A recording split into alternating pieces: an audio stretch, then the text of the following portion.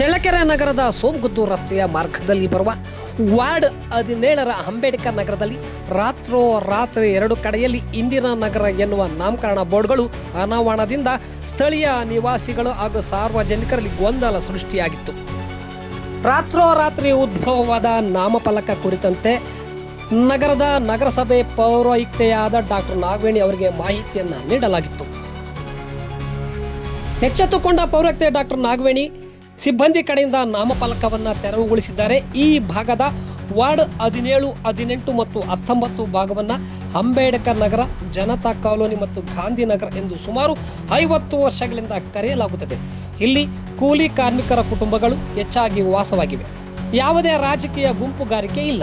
ಯಾರೋ ಹೊರಗಡೆಯ ರಾಜಕೀಯ ಶಕ್ತಿಯಿಂದ ದಿಢೀರನೆ ಅಂಬೇಡ್ಕರ್ ನಗರ ಬದಲಿಗೆ ಇಂದಿರಾ ನಗರ ಎಂದು ಹೆಸರು ನಾಮಕರಣಕ್ಕೆ ಮುಂದಾಗಿದ್ದಾರೆ. ಇದರಿಂದಾಗಿ ವಾರ್ಡಿನಲ್ಲಿ ರಾಜಕೀಯ ಬಲ ಪ್ರದರ್ಶನ ಮಾಡಲು ಮುಂದಾಗಿದ್ದಾರೆ ಎನ್ನುವುದು ತಿಳಿದು ಬಂದಿದೆ. ಕೂಡಲೇ ನಾಮಫಲಕ ಸ್ಥಾಪನೆ ಮಾಡಿರುವ ವಿರುದ್ಧ ಕ್ರಮ ಜರುಗಿಸಬೇಕು ಎನ್ನುವ ಸ್ಥಳೀಯರ ಆಗ್ರಹವಾಗಿದೆ.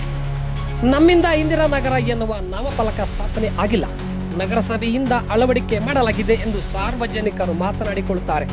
ನಾಮಫಲಕ ಸ್ಥಾಪನೆ ಸುದ್ದಿ ತಿಳಿದ ಕೂಡಲೇ ತೆರವು ಮಾಡಲಾಗಿದೆ. ಯಾರಿಂದ ನಾಮಫಲಕ ಹಾಕಲಾಗಿದೆ, ಯಾವ ಆದೇಶ ಅವರ ಬಳಿ ಇದೆ ಎಂದು ಪರಿಶೀಲನೆ ಮಾಡಿ ಕ್ರಮ ಕೈಗೊಳ್ಳಲಾಗುವುದೆಂದು ನಗರಸಭೆ ಪೌರಾಯುಕ್ತೆ ಡಾಕ್ಟರ್ ನಾಗವೇಣಿ ಅವರು ತಿಳಿಸಿದ್ದಾರೆ. ಜನಸಂಖ್ಯೆಯಲ್ಲಿ ವಿಸ್ತಾರವಾಗಿ ಬೆಳೆಯುತ್ತಿರುವ ನಗರದಲ್ಲಿ ಭಯ ಭೀತಿಯು ಜನರಲ್ಲಿ ಮನೆ ಮಾಡುತ್ತಿದೆ. ಈಗಾಗಲೇ ನಗರದ ಹೃದಯ ಭಾಗವಾಗಿರುವ ನೆಹರು ವೃತ್ತದಲ್ಲಿ ಸ್ಥಾಪಿತವಾಗಿರುವ ನೆಹರು ಪ್ರತಿಮೆಯನ್ನು ರಾತ್ರಿ ಕೆಡವಲು ಮುಂದಾಗಿ ಕಾನೂನು ಸುವ್ಯವಸ್ಥೆ ಹದಗೆಡಿಸುವ ಪ್ರಯತ್ನ ಮಾಡಲಾಗಿದೆ.